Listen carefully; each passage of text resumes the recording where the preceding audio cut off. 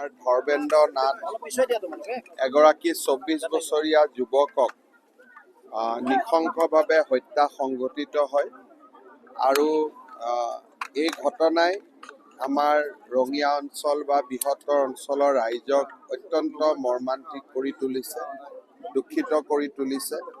বিষয়টো মোৰ নলেজত অহাৰ লগে লগে মই ভৱেশ কলিতা ডাঙৰীয়াৰ লগত আলোচনাও কৰিছিলোঁ। তেখেতো ইয়াত আহিছিলে পৰিয়ালটোক খবৰ ল'বলৈ।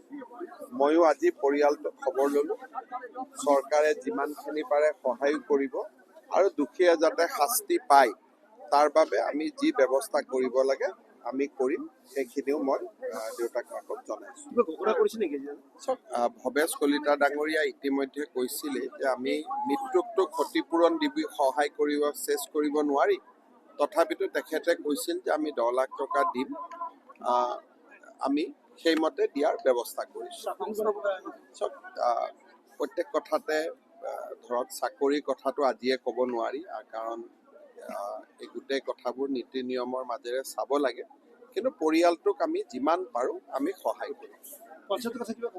পঞ্চায়তৰ ইলেকশ্যন লাহেকৈ কৰিব লাগিব, মেট্ৰিক আৰু হায়াৰ ছেকেণ্ডেৰীৰ আগততো নহয়, তাৰ পিছতে পাতিম।